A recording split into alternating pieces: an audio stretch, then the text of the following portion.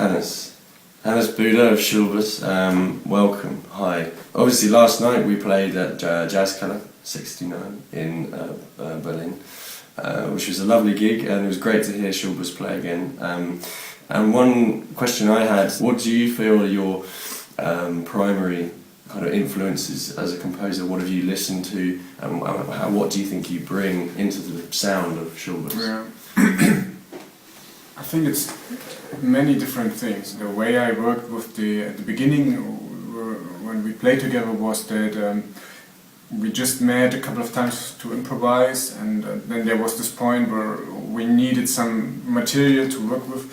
So I came up with some material, and most of the stuff is just composed without any specific theoretical idea, because at that time I started tuning my guitar in different tunings. So for example, I tuned the E string to a C and A string to a G or something like that, and then I wouldn't know any more really chords. I just played something and I heard the sound, but I didn't know what it was. I could nothing else, I couldn't do anything else but play by ear. And then I played these things and I wrote them down somehow, and that's how the compositions came up. It was material that I found by ear, and then I wrote some saxophone voice to it and some drums, and that's the way we did it. That's really interesting, that finding, almost exploring your way through composition just purely by ear, like you're saying. What are your thoughts on European collaborations and European bands working together? I mean, do you think it's something that needs to happen more? Do you think it's something that's obviously, it presents quite a few challenges in order to do it, but overall, how do you feel about that kind of aspect of the music?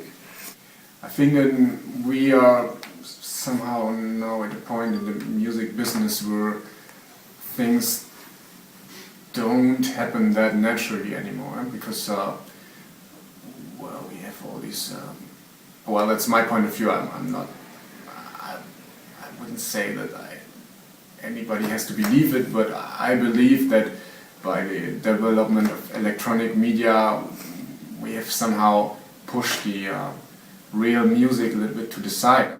I think there's not that much need anymore for handmade music, and so people are there.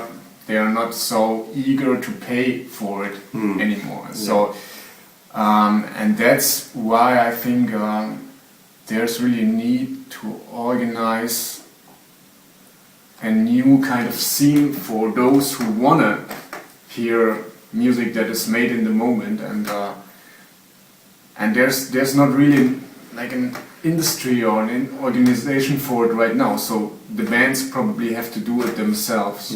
And that's what I like about the way, for example, you are doing it, or Hannes Lingens is doing it with his festival, and I really appreciate the energy some people put into this, and organize concerts and collaborations. And because you've got all the different musicians here, and there's a high artist percentage, or that, do you think that there's promise for the future in terms of, Yeah, I don't know. I really don't know, because I think there has to be a need for it. There has to be a need for art, not only from the artists themselves, but also from other people who want to, who need that art that somebody's making. If I am an artist and I feel somebody needs what I'm doing, then I'm going to be a lot more productive. Hannes, thanks very much. Thank you, Dave.